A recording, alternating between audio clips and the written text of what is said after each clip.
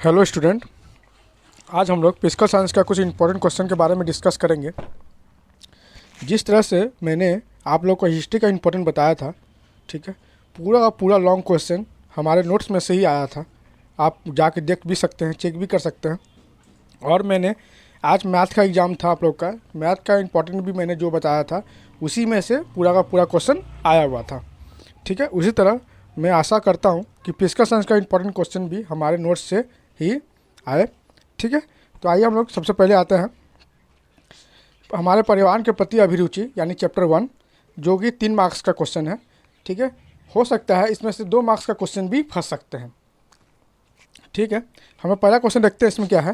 पहला क्वेश्चन है, ओजोन छिद्र क्या है? ओजोन क्षरण पदार्थों के नाम बताओ। दूसरा क्वेश्चन है, जीवाश्म ईंधन क्या है? इसके उपयोग से क्या क्या हानियाँ होती है? नंबर 3 है, जीवाश्म ईंधन के संरक्षण की आवश्यकता क्यों है? नंबर 4 है, क्षोभ मंडल यानी ट्रोपोस्फेयर का संक्षिप्त में वर्णन कीजिए। नंबर 5 है, जैव ईंधन यानी बायोफ्यूल के उपयोग का उल्लेख कीजिए। नंबर 6 है, भूमंडलीय उष्णता यानी ग्लोबल वार्मिंग किसे कहते हैं और इसका क्या प्रभाव पड़ता है और इसके बचने के क्या क्या उपाय हैं? ये तीनों ही इम्पोर्टेंट है, ठीक है। नंबर 7 है, ऊर्जा संकट से आप क्या समझते हो? ऊर्जा संकट को रोकने के लिए क्या उपाय करना चाहिए? नंबर 8 है, ओजोन मंडल किसे कहते हैं? यह प्राणी जगत के लिए किस प्रकार लाभप्रद है और इसके क्षय से होने वाले क्या प्रभाव पड़ेगा? उसके बाद क्वेश्चन है, कोल बेड मीथेन एवं मीथेन हाइड्रेट्स के दोहन पर अपना विचार व्यक्त कीजिए। नंबर 10 है, संवहन प्रवाह किसे कहते हैं? यह प्रवाह किस प्रकार आंधी तूफान से संबंधित है? ठीक है, ये इतना चैप्टर 1 में है, ठीक है। और हम चैप्टर 2 में देखते हैं गैसों का व्यवहार, ठीक है। इसमें कुछ सम्स भी है, हम लोग का सम्स भी आता है इससे रिलेटेड, तो हम उसको भी देखेंगे। पहला क्वेश्चन है, बॉयल का नियम, चार्ल्स का नियम एवं एवोगैड्रो के नियम पर आधारित आदर्श गैस का समीकरण गठन कीजिए, ठीक है। उसके बाद है नेक्स्ट क्वेश्चन, गैस से संबंधित चार्ल्स का नियम लिखिए, इसे ग्राफ की सहायता से दिखाइए, ठीक है। ग्राफ में हम लोग को वी वेरिएशन टी वाला बताना है। नेक्स्ट क्वेश्चन है, बॉयल का नियम को लिखो और उसे स्पष्ट करो। नेक्स्ट क्वेश्चन उसके बाद है, चार्ल्स का नियम लिखो, उसका ये करो। बॉयल्स और चार्ल्स का नियम में एक नियम आना ही आना है एग्जाम में। उसके बाद है, चार्ल्स के नियम से परम शून्य तापक्रम कैसे प्राप्त किया जा सकता है? नेक्स्ट क्वेश्चन है, केल्विन स्केल तापक्रम के अनुसार चार्ल्स के नियम की व्याख्या कीजिए। उसके बाद है, आदर्श गैस तथा वास्तविक गैस किसे कहते हैं? उसके बाद है, गैस के अणुओं की गति में होने वाली 2 युक्ति लिखें। उसके बाद 9 नंबर क्वेश्चन है, आदर्श गैस की अणु गति सिद्धांत लिखें। उसके बाद है 20 नंबर 10वां क्वेश्चन है ये हमारा, सार्वभौम गैस स्थिरांक क्या है? स्थिर तापक्रम पर किसी निश्चित द्रव्यमान वाले गैस का आयतन और दबाव क्रमशः 750 मिलीलीटर एवं 80 सेंटीमीटर Sg है। इस तापक्रम पर किस दबाव में गैस का आयतन 1000 मिलीलीटर होगा? ये हमारा सवाल है। उसका नेक्स्ट सवाल है, किसी गैस के प्रदत्त द्रव्यमान का तापक्रम 17 डिग्री C, समान दाब पर इसका आयतन कितना होगा? ठीक है, डिग्री सेल्सियस में 2 गुना होगा, ठीक है। किस तापक्रम पर एक गैस का आयतन और दबाव 2 गुना हो जाता है? ठीक है, जब 0 डिग्री C तापक्रम पर गैस को ऊष्मा प्रदान किया जाता है, ठीक है। उसके बाद है, -3 डिग्री C पर गैस का आयतन 750 cc है। इस स्थिर दबाव पर गैस को गर्म किया जाता है और आयतन 1 लीटर हो जाता है। अंतिम तापमान क्या है? उसके बाद है, स्थिर दबाव पर किसी गैस के निश्चित द्रव्यमान का आयतन 0 डिग्री C में गर्म करने पर 2 गुना हो जाता है, उसका अंतिम तापक्रम क्या होगा? स्थिर तापक्रम पर किसी गैस की निश्चित मात्रा का आयतन दबाव माध्यम से घटाकर आधा कर दिया जाए तो दबाव में वृद्धि का परिणाम का निर्णय कीजिए। ये वेरी वेरी इंपॉर्टेंट क्वेश्चन है, ठीक है। उसके बाद हम लोग चैप्टर 3 में देखेंगे। चैप्टर 3 है रासायनिक परिकलन। इसमें हम लोग का है, अमोनिया सल्फेट के साथ कास्टिक सोडा घोल के गर्म करने पर 6.8 ग्राम अमोनिया उत्पन्न करने के लिए कितने ग्राम अमोनिया सल्फेट की आवश्यकता होगी? ठीक है, इसमें आपको सबका मान दे दिया रहेगा, एन का, ओ का, एस का और एच का। ठीक है, उसके बाद है CaCO3 और तनु HCl की क्रिया से CaCl2 और जल उत्पन्न होता है। ठीक है, 50 ग्राम CaCO3 से 55.5 ग्राम CaCl2, ठीक है, 22 ग्राम CO2 और 9.0 ग्राम H2O उत्पन्न करने के लिए कितना ग्राम HCl की आवश्यकता होगी, कितना घोल HCl की आवश्यकता होगी। ठीक है, दोनों क्वेश्चन का अर्थ एक ही है। उसका क्वेश्चन है 1.8 ग्राम जल में अणुओं की संख्या कितनी है। उसके बाद है 9 ग्राम पानी में विद्यमान अणुओं की संख्या यदि n हो तो उसे फिर 44 ग्राम कार्बन डाइऑक्साइड में विद्यमान अणुओं की संख्या क्या होगी। उसका नेक्स्ट क्वेश्चन है 20 ग्राम कैल्शियम कार्बोनेट उत्पन्न कराया जाए तो उसमें द्रव्यमान की कैल्शियम ऑक्साइड मिलती है। मान लिखिए कि कैल्शियम कार्बोनेट संपूर्ण रूप से विघटन हुआ है।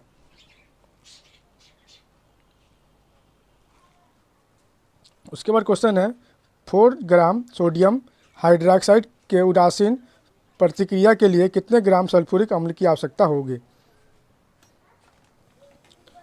उसका नेक्स्ट क्वेश्चन है एक उत्प्रेरक के माध्यम से ऑक्सीजन के द्वारा SO2 को ऑक्सीकृत करने पर SO3 उत्पन्न होता है। 40 ग्राम SO3 उत्पन्न कराने के लिए कितने ग्राम SO2 की आवश्यकता होगी। उसके बाद है 32.7 ग्राम जिंक अतिरिक्त तनु गंधमाल गंध कामल H2SO4 इसको बोलते हैं, ठीक है, के साथ प्रतिक्रिया करता है तो कितने ग्राम हाइड्रोजन उत्पन्न करेगा।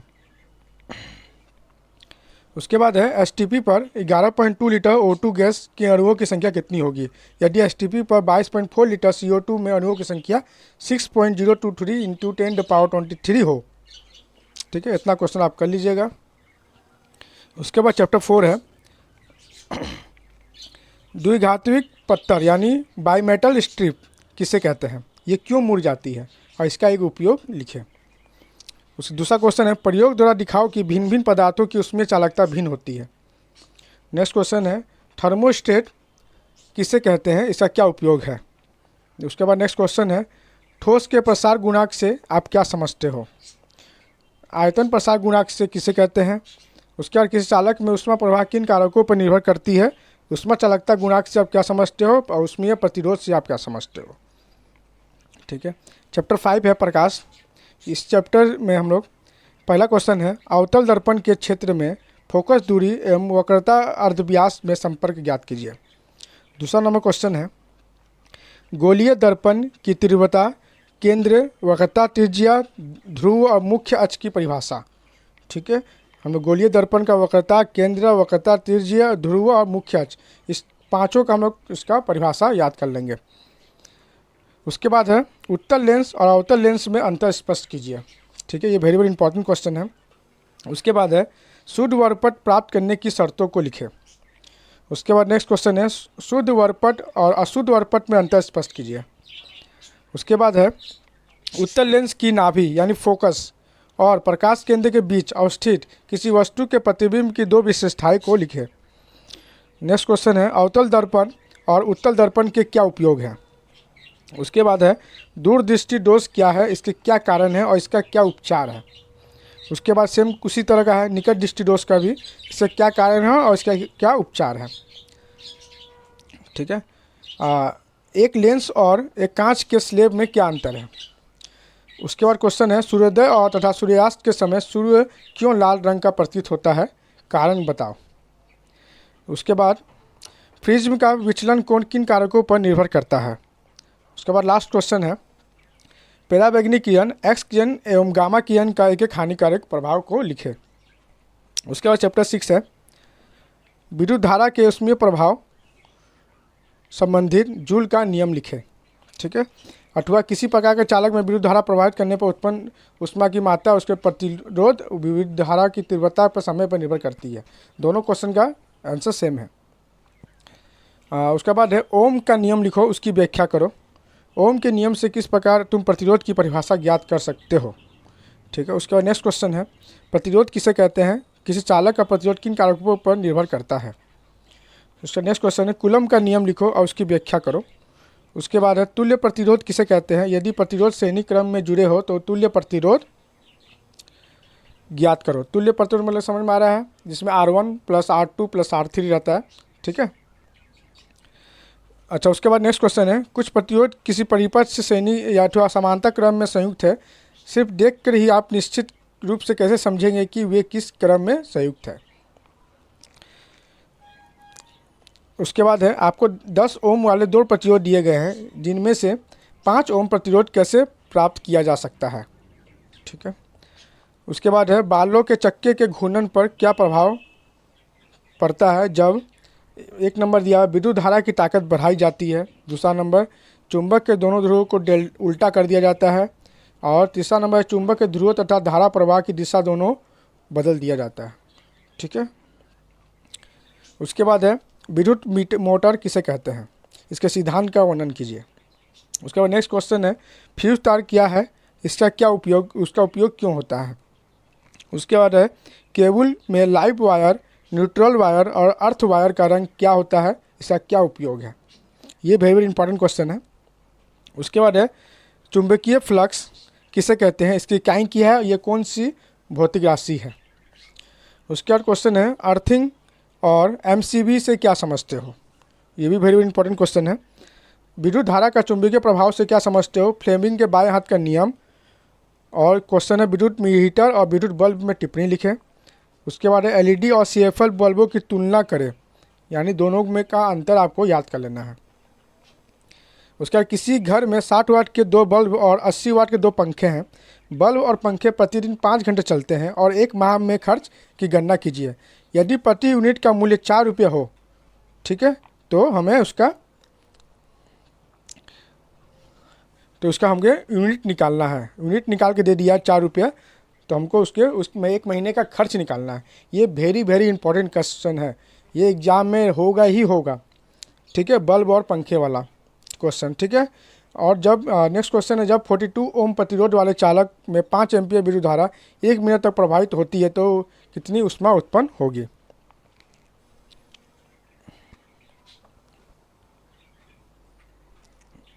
ठीक है। उसी तरह चैप्टर 7 है, परमाणु नाभिक। इसका क्वेश्चन है, भाट त्रुटि से क्या समझते हो, नाभिकीय संलयन में उत्पन्न ऊर्जा का स्रोत क्या है। उसका नेक्स्ट क्वेश्चन है, रेडियो संक्रियता के उपयोग क्या है। उसके बाद है, नाभिकीय विखंडन और नाभिकीय संलयन में क्या अंतर है, ठीक है। उसके बाद 70 नाभिकीय रिएक्टर किसे कहते हैं, इससे होने वाली दुर्घटनाओं के क्या दुष्परिणाम होते हैं। उसका नेक्स्ट क्वेश्चन है, नाभिकीय रिएक्टर के उपयोग का वर्णन कीजिए। उसके बाद है, अल्फा किरणों की प्रकृति के उल्लेख करें। उसके बाद बी किरणों की प्रकृति का उल्लेख करें और गामा प्रकृति का उल्लेख करें, ये तीनों। उसके बाद चैप्टर 8.1 में आएंगे, पदार्थ के भौतिक एवं रासायनिक गुण। एक उदाहरण सहित लिखिए कि तत्वों के आवर्त गुण से आप क्या समझते हो। ऐसे गुण का उल्लेख कीजिए जो आवर्त गुण नहीं है। दूसरा क्वेश्चन है, किस तरह आवर्त सारणी में तत्वों की धातुई गुण बदलते हैं। दीर्घ आवर्त सारणी के किस वर्ग में निम्नलिखित तत्व उपस्थित है, कार्बन, ऑक्सीजन, हीलियम और आयोडीन। उसके बाद नेक्स्ट क्वेश्चन है, किन गैसों को आदर्श गैस कहते हैं, आवर्त सारणी में उनके स्थान की विवेचना करें। उसका नेक्स्ट क्वेश्चन है, दीर्घ आवर्त सारणी का संक्षेप में वर्णन कीजिए। उसके बाद है, ए, बी और सी 3 तत्वों की परमाणु संख्या क्रमशः 10, 8 और 106 है। तो पहला क्वेश्चन इसमें बनता है, इसमें किन तत्वों की विद्युत ऋणात्मक संख्या से अधिक है और क्यों। 2 नंबर क्वेश्चन है, बी और सी में किसके परमाणु का आकार बड़ा है। नंबर 3 है, ए तत्व को आवर्त सारणी में किस वर्ग में रखा गया है, ठीक है। उसके बाद नेक्स्ट क्वेश्चन है, परमाणु ए के वाह्यतम कक्ष में 2 इलेक्ट्रॉन है और परमाणु बी के वाह्यतम कक्ष में 7 इलेक्ट्रॉन है। तो निम्नलिखित प्रश्नों के उत्तर दो। तो इस क्वेश्चन में रिलेटेड हम लोग का यहाँ पे 5 क्वेश्चन है, देख लीजिएगा। उसके बाद नेक्स्ट क्वेश्चन है, एक्स, वाई, जेड की परमाणु संख्या क्रमशः 7, 10 और 11 है। तो इससे रिलेटेड भी हम लोग का यहाँ पे 3 पॉइंट दिया हुआ है, ठीक है। आप इसको देख लीजिएगा। और एक क्वेश्चन उसमें और है, अणु की इलेक्ट्रॉन डॉट संरचना का अंकन कीजिए। नेक्स्ट लास्ट क्वेश्चन है, क्षारीय धातु और हैलोजन तत्व किसे कहते हैं, उदाहरण सहित लिखो। उसके अलावा चैप्टर 8.2 में आ जाएंगे, विद्युत संयोजन यौगिक और सहसंयोजक यौगिक में अंतर। वेरी इंपॉर्टेंट क्वेश्चन है। नेक्स्ट क्वेश्चन है सोडियम क्लोराइड एक विद्युत संयोजन यौगिक है और कार्बन टेट्राक्लोराइड एक सह संयोजन यौगिक है। इस गठन को समझाइए। नेक्स्ट क्वेश्चन है मैग्नीशियम ऑक्साइड विद्युत संयोजी यौगिक है या सहसंयोजी। उसका उसी में क्वेश्चन और है मैग्नीशियम और ऑक्सीजन के इलेक्ट्रॉनिक संगठन के आधार पर उसे उत्तर की व्याख्या कीजिए। मैग्नीशियम ऑक्सीजन की परमाणु संख्या क्रमशः 12 और 8 है। ठीक है। नेक्स्ट क्वेश्चन है तत्व ए एक धातु है। तत्व ए एवं बी अत्यधिक विद्युत ऋणात्मक है। ए बी एवं बी सी दोनों यौगिक में से कौन सा विद्युत संयोजी और कौन सा सहसंयोजी हो सकता है, कारण दीजिए। नेक्स्ट क्वेश्चन है निम्न यौगिकों में कौन विद्युत संयोजी है और कौन सहसंयोजी। ठीक है। नंबर 1 है CH4 CaCl2। नंबर 3 है, ठीक है, ये हम लोग का देख लीजिएगा, टोटल 10 है। ठीक है। नेक्स्ट क्वेश्चन है NH3 में किस प्रकार का बंधन देखा जाता है, इलेक्ट्रॉनिक संरचना प्रस्तुत कीजिए। N2CaO में कौन सहयोजी है, सहसंयोजी है। नेक्स्ट क्वेश्चन है रासायनिक बंधन क्या है, निम्नलिखित परमाणुओं में से कौन सा संयोजक और विद्युत संयोजक है, ये देख लीजिएगा N2HCl NaCl NaO। उसका 8.3 में है विद्युत रसायन।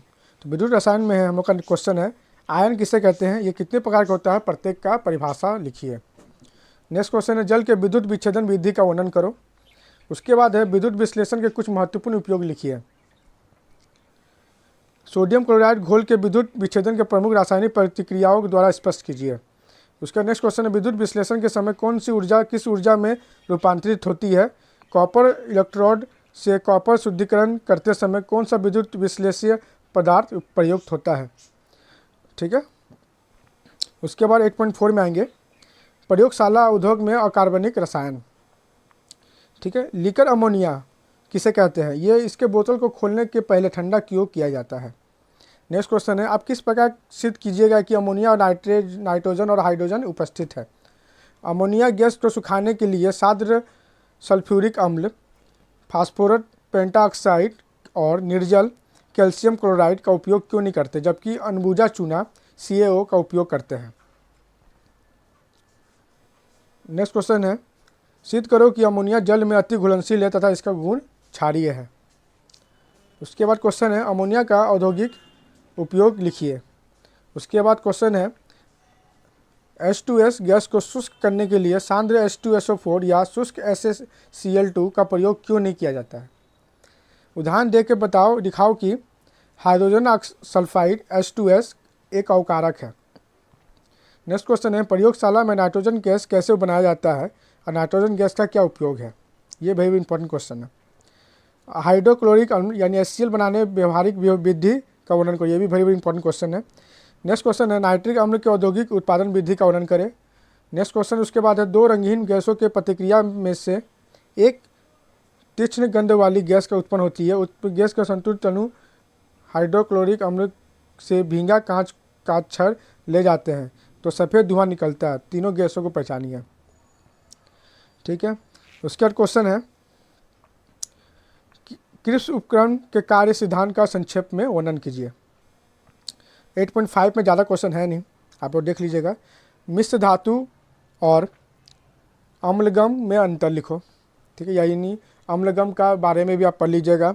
ठीक है। निम्नलिखित धातुओं के मिश्र धातु का नाम लिखो जिसका उपयोग भी लिखना है। ठीक है, जैसे तांबा जस्ता दोनों का। नेक्स्ट क्वेश्चन है अयस्क से धातुओं का पृथक्करण कार्बन अवकरण विधि द्वारा कैसे किया जाता है। 8.6 में हाइड्रोकार्बन किसे कहते हैं, ये कितने प्रकार के होते हैं, प्रत्येक का उदाहरण सहित परिभाषा लिखो। नेक्स्ट क्वेश्चन है मोनोमर और पॉलीमर का उदाहरण सहित परिभाषा लिखो। उसके बाद क्वेश्चन है कृत्रिम पॉलीमर का उदाहरण लो, कृत्रिम पॉलीमर का एक हानि लिखो। इथेन और इथिलीन में से कौन संतृप्त हाइड्रोकार्बन और कौन सा संतृप्त हाइड्रोकार्बन है, कारण सहित लिखे।